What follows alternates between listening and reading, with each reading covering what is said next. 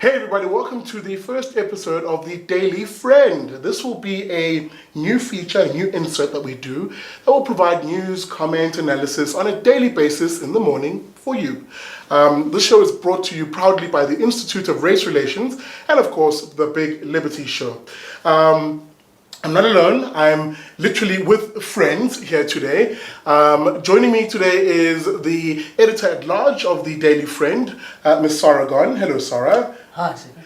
And of course, we're joined by the good old Terence Corrigan, who I'm sure you guys are quite aware of with his writings. Terence, good morning. Morning, there, Stephen. And of course, we have Nicholas Lorimer, or Nick Lorimer. Nick, morning. Guys, interesting week that we've just had, and also interesting week ahead. Let me start with the more unconventional stuff, because it always is the sort of more cheesy stuff, so to speak. The BLF, they had their event. I'll call it a sort of party event for the election. They, of course, are standing for election, the rabid lefties that they are. But there's something special about the appearance that he had recently. Tell us a bit about that, Sara. It was spectacular. It was the launch of the election manifesto, and Andile Mgitama, their leader, I don't know if he has another name, appeared on stage in a suit allegedly given to him by Kim Jong-un, the leader of North Korea. And very sartorial in a sort of inelegant kind of way is what he looked. And he quoted his friend at length about being sort of the toughest guy on the planet, and Donald Trump was no match for him, which is true in a sort of way. And he basically went on to laud the North Koreans and the North Korean leader, and he gave the impression it was his friend, but I haven't yet been able to verify whether it is actually a relationship between them. Or some sort of delusion of grandeur, really. I'm a bit worried that Andile's has nuclear ambitions. Oh, wow. I think we should watch out for that. But I am going to do further research to see whether this was pure showmanship or something more real. Terence, he's copying the look, right, of Kim Jong-un, but is he also copying the policies of there? What do we know about North Korea? Okay, what do we know about North Korea? Not as much as we wish we did. South Korean intelligence actually often has to look at photographs and look at things like plants in the background to try and establish when the photograph was taken. I understand that we don't even know Kim Jong-un's birthday. Oh, wow. I mean, that is how secretive and isolated the state is. But I do think that there's an interesting point of a point of intersection here. The BLF is not what you would call an orthodox left party. It's spliced the sort of hardcore Marxism into what I describe as kind of modern intersectional race politics. Now, North Korea is also not an orthodox communist country in the sense that the Soviet Union was. Their ideology draws very heavily on an almost religious, mythical view of Korean history. A lot of it is, would be regarded by your 20th century doctrinaire Marxists as profoundly unscientific. I mean, there's lots of mythology about being born under a double rainbow, and I think in this sense there is actually something that unites these two movements in a way that does not exist, say, between the North Koreans and our more conventional friends in the South African Communist Party. So yes, it's intriguing, but I mean, I would say 10 out of 10 to the BLF for grabbing attention with a fashion statement. Nick, Kim Jong-un, Andile Mgitama, the idea of the strongman socialist politician, do you think it finds resonance with voters in this country? Well, I hope not, but unfortunately it seems like history has shown quite often that that kind of persona, that kind of swagger, so to speak, actually is pretty good at capturing at least some people's attention and building that kind of cult of personality. So it's probably not a great development, but hopefully, this kind of exposes that sort of ideology that's floating about in South Africa for what it really is. Yeah. If I mean, at least now we have a vision. Yeah. Right? North Korea might have slave camps, might have the worst human rights record on the planet, but at least now we know where we're going, so that's good news. Well, there you go, swagger with the 1950s dress sense. I just want to know, was that suit made in South Africa? That'll be really interesting. interesting. even made in North Korea. Is anything made in North Korea? The whole point of Juche philosophy from North Korea is that you're supposed to be self-reliant. So he's Right. really letting the side down if it's not made in South Africa. Well, there you go. Guys, again, as we sort of chat through this, I want to constantly remind the viewers out there that, this is the sort of content and, of course, harder, more data-driven analysis that the Daily Friend will be providing. And you can find us, of course, at www.dailyfriend.org.za. Excuse me, .co.za. There you go. What else do we have on our mind today? Sara, what's on your radar? Okay, something more depressing and seemingly repetitive is a report that the government's fisheries branch has had to stop paying for its own research and patrol fleet and suspend vital research to assess fish population numbers. And this apparently is due to administrative collapse at the Department of Agriculture, Forestry and Fisheries, due, no less, to infighting between officials. Apparently large amounts have been spent on legal bills, but the Deputy Director General Sibokazi Ndodani has at least admitted that her department is in meltdown. Yeah. Well, look, one doesn't even need her admitting this to know that it is. I mean, there are fishing communities around the country that are deeply unhappy with the department. I mean, Hout Bay, for example, has been the recent flare-up. If you guys remember that incident where the kid got shot, for instance. Yeah. Guys, the role of the state in terms of, in this particular instance, monitoring fisheries or just any sort of oversight on economic activity. Generally, what is our view on that before we sort of head into looking at how and why this department would collapse? Look, I think that there's a curious disjuncture in this country.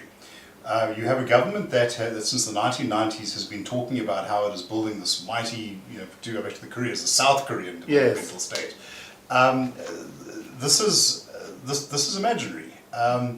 Last year there was a very intriguing piece in the Business Day where an MEC from the Gauteng provincial government was talking about how it's urgent that we have a public debate to define the developmental state. Now just think about what that's saying. It's a politics that exists in the realm of make believe. Yeah. The South Koreans, the Taiwanese, the Singaporeans, later the Chinese didn't come up with a sort of abstract model and then try and shoehorn things around. What they went for was often quite brutal efficiency. There's something in Confucian culture that has always venerated education. That was the kind of the great aristocracy, if you like. Okay, I mean, if you're born with money, well, Efficient's possible. but the Chinese have had a civil service that goes back thousands of years. Yeah. To be an educated person in those societies was to have a particular type of status, and so what those states did was to bring the best and the brightest in, and to look at solutions that were going to deal with particular problems and achieve particular goals. Just out of interest, Yeah. is the South African state, the ANC government, are they organizing their bureaucracy to be brutally efficient? Like, More brutal and less efficient. If you actually look at the way the South African bureaucracy functions, it seems more that the state is there to serve the bureaucracy than the other way around. And say what these various countries that Terence is talking about, they had one thing in common, which was regardless of their sort of ideological outlook or leanings, they made pragmatic choices when it mattered. They didn't let leftist ideology get in the way of what they were looking at doing. and that's the problem we're facing, aren't we? I mean, an ANC that it's doubled down on the National Democratic Revolution. Yeah. Look, the idea that you are going to have this developmental state that can pick winners and nimbly navigate the fourth industrial revolution is a nonsense when you consider how difficult it is to get a driver's license. Absolutely. Look, I mean, I can say that in a personal experience. I waited for 6 months for my card. Oh my. And as I made those pilgrimages to the Great Hall of the science bureaucracy, I spoke to people, full complement of the Rainbow Nation, black, white, Indian, old, young. Many of them who had done this several times. It got to a point where you would actually ask for your receipt to be stamped so that you could show it to a wayward traffic cop. That's another thing. I mean, look at our road deaths. Yeah. Those are basic functions of a society. But it's almost like that's the boring stuff that we're not interested in dealing with. We're interested in the big philosophical questions. Yeah. Unfortunately, governance is not a sociology seminar. Well, speaking about sociology seminars, this week actually I will be at the University of Stellenbosch, and I'll be delivering a seminar on there, and we'll be talking about some of these issues. For instance, how do you build a freedom-loving and a prosperous society? How do you create a society where everything leans on the side of liberty? These are tough issues, and on the one hand, as Terence says, it's not just ideology, and as Nick pointed out, actually, there's also a level of pragmatic. Or pragmatism that you actually have to consider in this instance. Guys, as I speak to what we're doing in the week, maybe let me go around the table. What can the viewer expect as we wrap up? What are you writing about this week? Well, we have 5 columnists on board as a matter of course during the week. So every day there's a new columnist. Saturday we have 2 columnists, and it varies depending on who I choose and what we do. Right. And then on Sunday we have what's becoming an eclectic mix. We have our CEO, Frans Cronje, we have David Bullard for a bit of satire, Andrew Kenny for a bit of very clear, punchy explanation of things that we mere mortals don't really understand on the technical side. And then we may have something at the moment, I've put on what I call Editor's Choice. Right. An excerpt from Bill Johnson's latest book, which explains, or it gives an explanation for why the ANC is as unsuccessful as it is. And that makes very interesting reading, because although people may have different views, he pins it down on something that I think will resonate with people. Terence, what can we expect this week? What's on your mind? Well, land, property rights. I am the property rights guy. A bit of mining, and my column this week looks at the role of small business in South Africa. Another one that we've been talking about. In fact, we don't even have to go back to 1994. We can go back to P.W. Botha's era. Right. How small business was going to be the great savior of South Africa.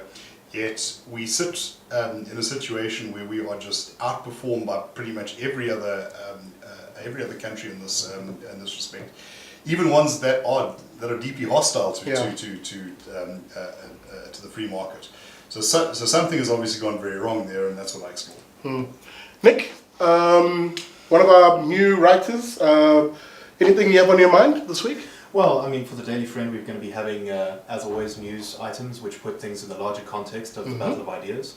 Also, we've got Frans Cronje speaking to us through the Southern Cape this week. Right. Which tomorrow on the 9th, he's going to be in Swellendam, then he's going to be moving to Barrydale, then onward to Van Wyksdorp, and then finishing up in Stilbaai. Excellent. So that he'll be going and talking about sort of what South Africans can expect in the next 10 years during that speaking tour, and attendance is free. So if you're in one of those towns, make sure to come along. Excellent. What the CEO is doing is basically promoting the tourism industry, because that is such a spectacular part of the world. Yes. Lucky him. Guys, thank you so much. Thank you so much for joining us for what has been the first installment of the Daily Friend. As we said, it is a daily short video for you to set out or be able to sort of anticipate what we'll be writing about in the week and in the day. Guys, as always, please support the Institute of Race Relations, support our writers over here who put out quality content, hard analysis, and data, of course, from the Institute. And you can do that by becoming a friend of the IRR. You can SMS your name to 32823, and terms and conditions do apply, and an SMS costs R1, but someone will give you a call and sign you up for a monthly debit. Now look, the average contribution we get from our friends is about 90 Rand a month, but it's that 90 Rand that helps us provide the good content to get out there to you, as France is right now.